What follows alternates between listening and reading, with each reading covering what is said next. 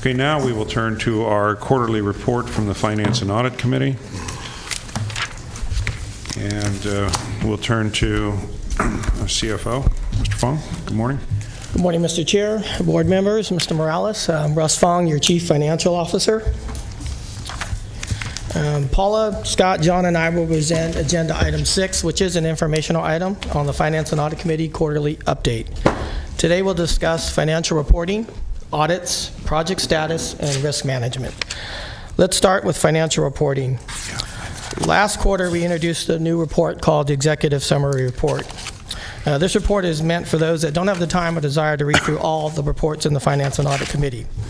It highlights key performance data using trend and prior month and prior year bullet points.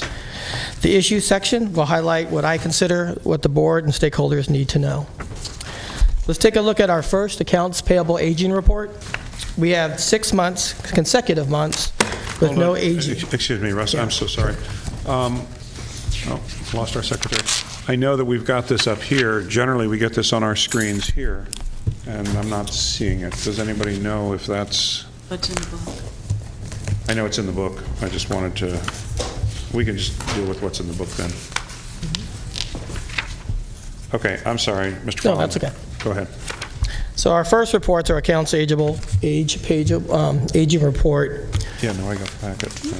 I just want to happily announce that we have had 6 months of no aging invoices, and I want to like to thank the HSR accounting team for their hard work.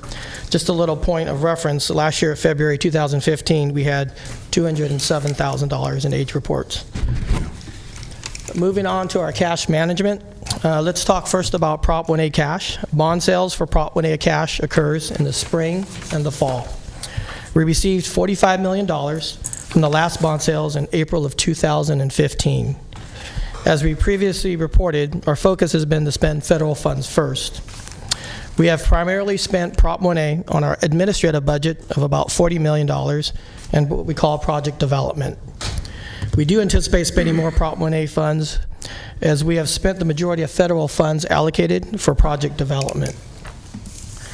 We currently have Prop 1A cash balance of $25 million, which is $6 million less than last month.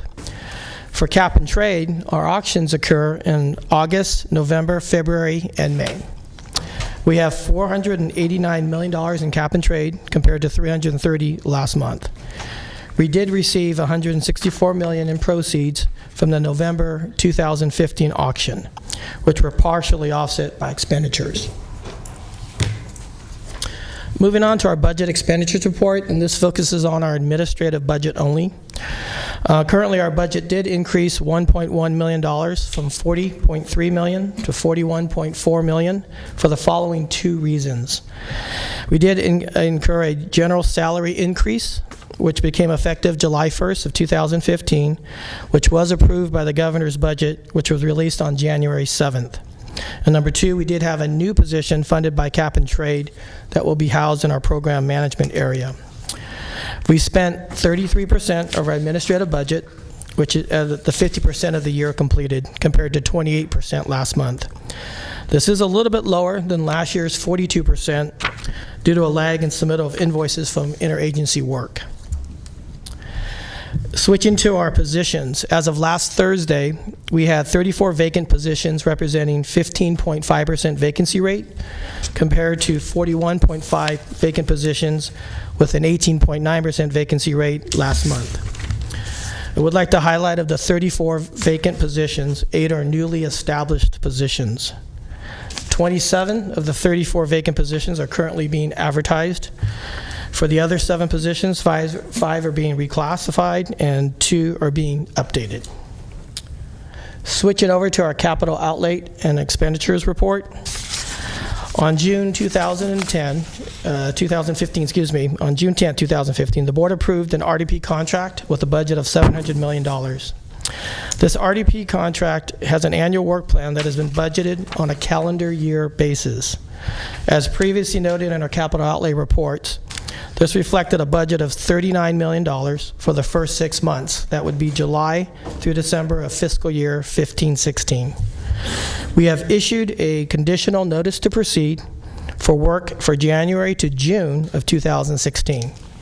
which has a budget of $63 million, bringing the total RDP budget to the current fiscal year of $102 million. For the calendar year, the RDP Work Plan 2 budget is $134 million, plus any conditional bonus amounts or contingencies. The capital outlay budget will now, from fiscal year 15-16, increase from the $63 million from $1.75 billion to $1.81 billion to reflect Work Plan 2. The $1.81 billion number is a placeholder and will be rebaselined in the coming months. The capital outlay expenditures of $58.5 million for the month are mainly for row and construction expenditures. Our year-to-date expenditures are $292 million. Moving over to our next report, the total projects expenditures with forecast. I would like to highlight the left chart reflects the state and federal funds spent from 2006 to the present. The middle chart reflects the state match to the federal funds, and the right chart reflects the state match liability. The tapered match funds is the amount the state will expend to meet the federal match requirements. This will be satisfied with Prop 1A and cap and trade funds. Going over to our contracts and expenditure report. For February, we had $4 billion in active contracts, a $600 million decrease from last month's total of $4.6 billion. This decline was due to our receiving the final invoices of several large contracts, including AECOM, HMM, PB, and URS, which came off the active contact list.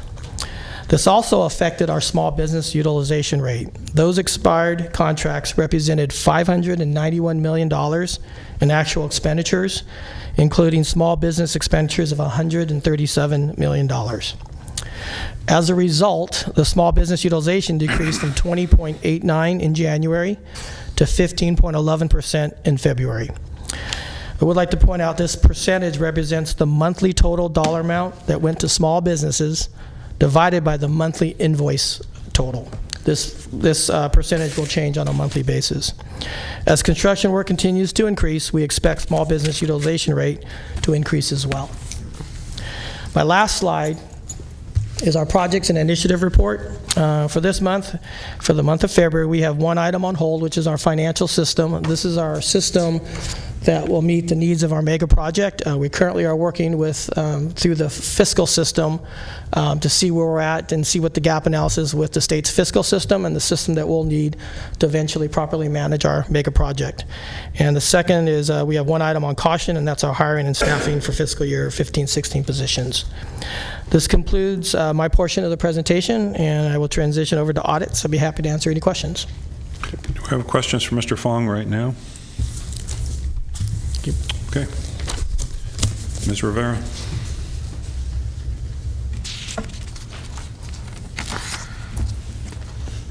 I'd like to let the new members know that under our structure, even though our audit function and our risk management function administratively are under the CEO, but programmatically they report directly to the board, which we think is the appropriate governance structure that we have.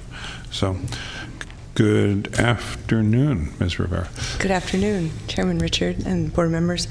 I'm Paula Rivera. Hold on.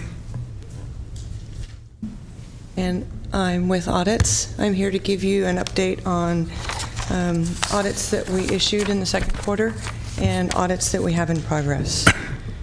We performed a pre-award review of an engineering and environmental services contract for the San Francisco to San Jose and San Jose to Merced project sections. We issued that November 4th.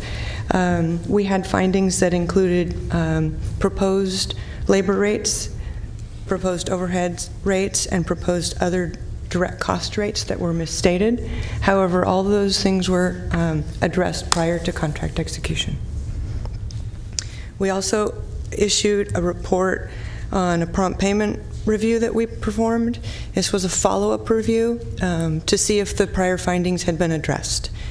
And we looked at 8 invoices to take a look at the process in place, and we found a number of issues. So then we looked at 115 invoices to determine if the penalty payment was correct, and we found that there were 5 that were incorrect of the 115. So we have confidence that the prompt payment penalties are being calculated correctly. We also issued a report, State Leadership Accountability Act report. It used to be called the Financial Integrity State Manager Accountability Act. It's now called SLA or SLAE. It used to be FSMA. So we like our acronyms in the audit area.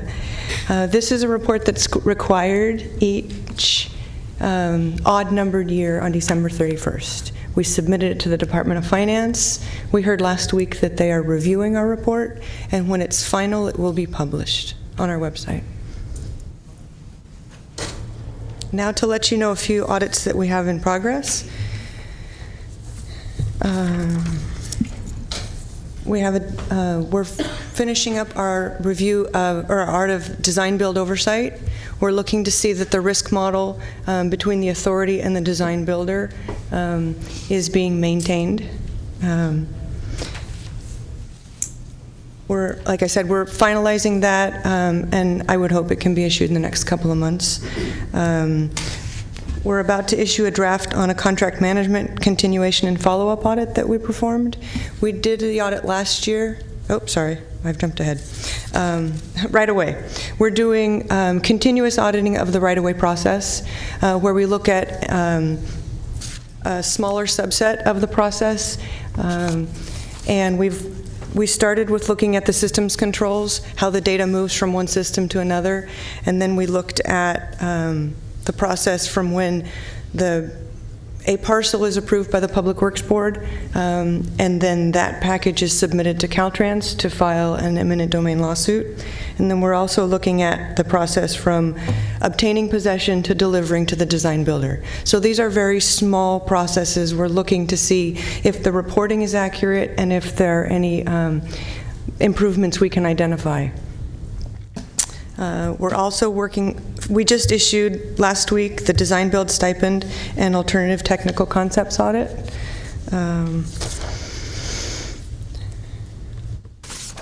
Were there any issues there? Oh, you're just starting the audit. We issued that final last week. We found that in CP1, the invoices for the stipends did not always have the required backup for payment, and then we also found that the authority didn't always have a process to, or I shouldn't say a process, the communication of alternative technical concept net value needed to be documented. And so they've documented, they looked at the invoices and they've documented the process since we identified those issues. Okay, thank you. So we are doing a follow-up review on a small business review that was performed almost 2 years ago. So we were looking to see if the corrective actions had been implemented and if the utilization data is usable for reporting. In our prior review, we found that the small business utilization data process had not been refined.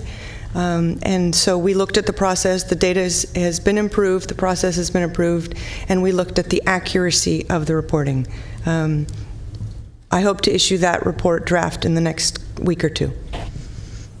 Contract management continuation and follow-up. A year ago, we issued an audit on contract management, and at the Finance and Audit Committee's direction, we expanded that audit. Audits often involve sampling. So we sampled 72% of the contract managers for the authority, and that covered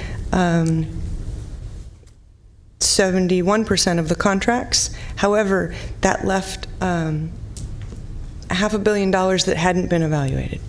So at the Finance and Audit Committee's direction, we expanded our sample to 100% of contract managers as of June 30th. We also followed up on the prior findings to determine if they had been, if the implementation actions had been implemented, and also if they were effective. The last audit that we have in progress right now is an incurred cost contract audit. And this is an audit where we go in after the contract is over. We look at items that were billed to the authority and reimbursed to the consultant by the authority, and we're looking to see if they were reasonable, allowable, and in compliance with the contract terms and federal regulations. For our first contract, we picked a fairly large, or for our first audit, we picked a fairly large contract that covers 9 fiscal years, and it's about a 5,000-hour audit. So we're probably three-quarters of the way through that. Before I turn it over to Scott, are there any questions? Any questions for Ms. Rivera? Thank you. Thank you. Well, I was going to ask her if she had a new joke, but I already asked her this morning if she had a new joke.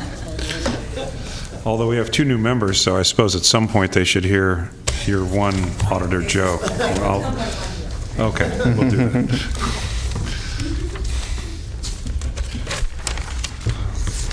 Scott, you want to introduce yourself for new Yes, members? Scott Jarvis. Good afternoon, Chairman Richard and members of the board. Did I just inadvertently turn this off? Well, I don't know whether you did it inadvertently or deliberately. It's off.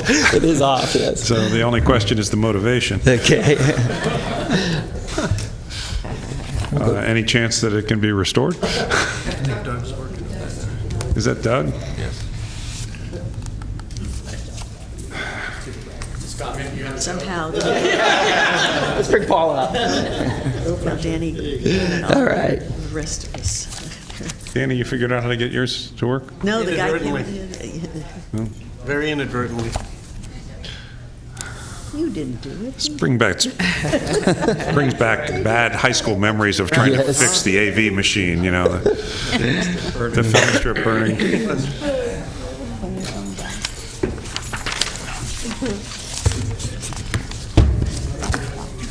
Thank you, Tony.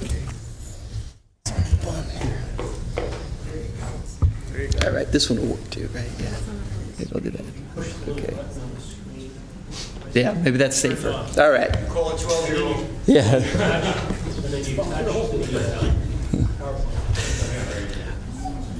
Okay, I think we're ready to get rolling now. Do you think that makes up for not having the oath of office this morning? I'm trying. Okay, go ahead, Scott. Okay, I'm going to provide a program delivery update, and I'm going to focus on 4 areas: right-of-way, environmental clearances, third-party agreements, and what we all enjoy, construction. And I'm just going to push this button here to be on the safe side. Right-of-way update. Right-of-way delivery production has definitely increased in recent months, and we're starting to see the fruits of that on CP1. We work very closely with the design builder on the critical and near critical path structure locations, and I'm going to talk in a moment of some of that construction that's going on. As far as CP23, we also continue to make significant progress in right-of-way acquisition, and we work closely with the design builder on that as well. And so with this progress, Mr. Tapping will go through with his right-of-way risk analysis and update that based upon that progress. Now, as far as, I know this is quite a bit of numbers and lines on the chart here, but some of the key numbers to show, and this is through December of last year. So some of the key numbers are in the middle of your screen there is 410 parcels have been acquired for CP1. And if you look on the far right there, 724 is the total amount of the parcels. So we continue to stay within the envelope of the plan and the alternative forecast on CP1. For CP23, we are right on the plan through December. You will see in the tan box in the middle of your page, 142 parcels have been acquired for CP23, and the plan number as of that time is 143 parcels. We recently received and approved the schedule from the contractor, and so we'll be going through the process of utilizing that construction schedule to rebaseline the right-of-way plan for CP23. Now I'm going to talk about environmental clearances. A couple couple of major accomplishments related to the environmental clearances are, one, the Merced to Fresno and Fresno to Bakersfield environmental clearances that everybody is aware of. Another accomplishment is establishing a framework at the state and the federal level, a high-level working group to work together to coordinate and expedite the reviews and the clearances. And we're going to need that with this next bullet. We have a very aggressive goal to obtain environmental clearance on 10 sections or projects by December of 2017. And to get there, we're utilizing various project management techniques. And I don't expect you to be able to read all the information here, but what this does show is the 10 environmental documents that we're working on, the milestones that we need to accomplish to get us to that record of decision, or the RODs, by December of 2017. So we closely manage the delivery of those environmental clearance documents. So as far as a summary itself, for the environmental clearances, there's looking at the 3 regions, Northern California, Central Valley, and Southern California. We're working on 2 environmental documents in Northern California, San Francisco to San Jose, San Jose to Merced. And since the last quarterly meeting, we've hired an engineering and environmental consultant team for that area. Within the Central Valley, we're working on 4 environmental documents that you see listed there.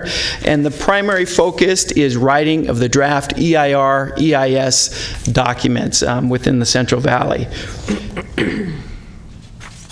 Within Southern California, we are also working on 4 environmental documents to take us from Bakersfield to Anaheim.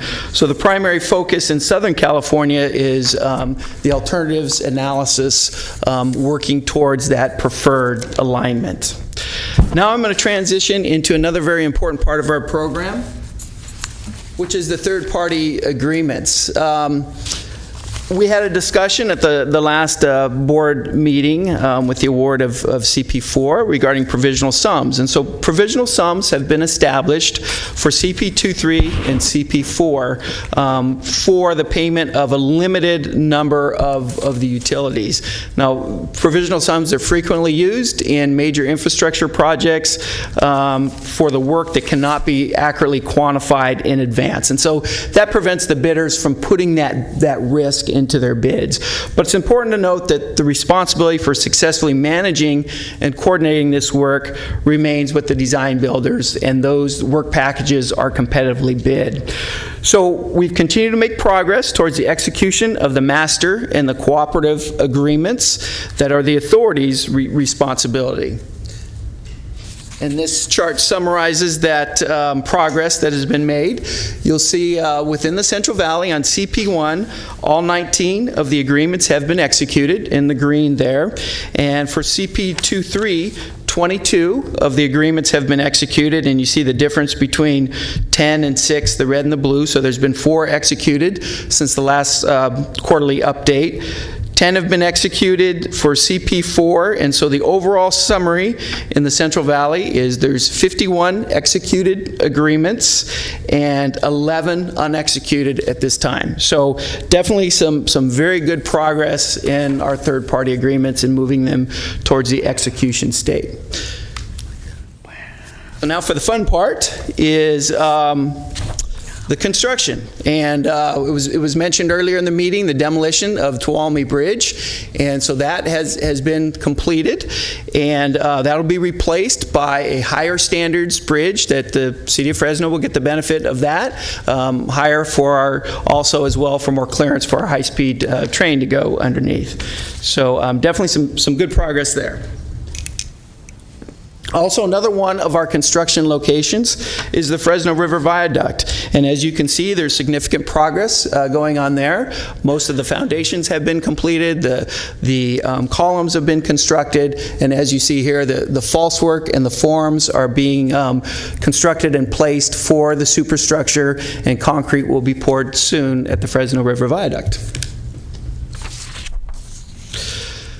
So to summarize, within construction, that a lot of good progress in recent months, focusing on those critical and near critical path structure locations that I just showed you 2 2 of them.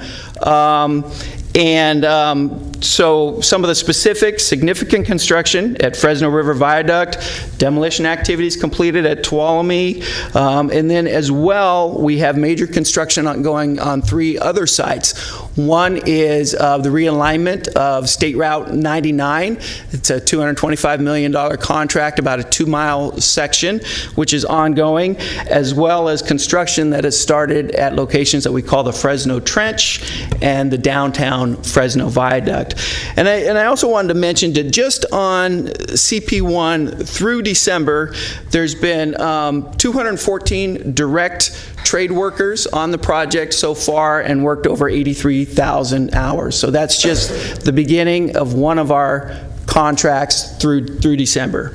As far as construction package 2-3, we've been in the planning phase for that, the mobilization, planning the work activities, and some of that planning includes working with the third parties on the design requirements, preparing for demolition. Field work has begun with geotechnical explorations and utility location activities, and plans are being put in place to start construction in the spring of 2016. So within several months, I'll be here showing construction going on CP23. And one of the things we're doing with the contractor is focusing there on 6 critical structure locations that we're working towards start construction on in 2016. So now drilling into a few of the numbers on the projects. For the CP1 project, you'll see that at this time the contingency is in good shape. If you look at the bottom right blue box, we have $148 million remaining in the contingency, which is about 18% of the remaining contract value for CP1. As far as the progress on CP1, there is no surprise that we've gotten off to a slow start.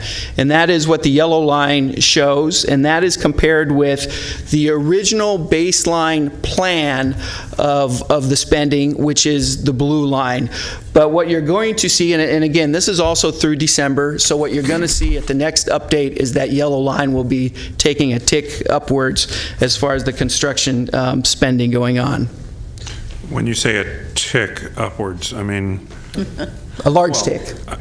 No, I'm not trying to be a wise guy about it. I'm just trying to ask, I mean,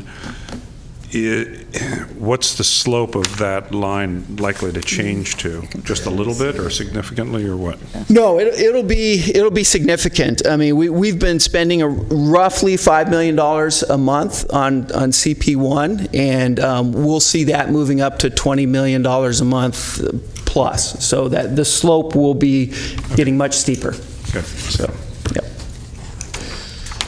As far as CP23, we continue to be in good shape financially on that contract as well. The bottom right blue box shows $261 million remaining in the contingency, or about 21% of the remaining work on that project.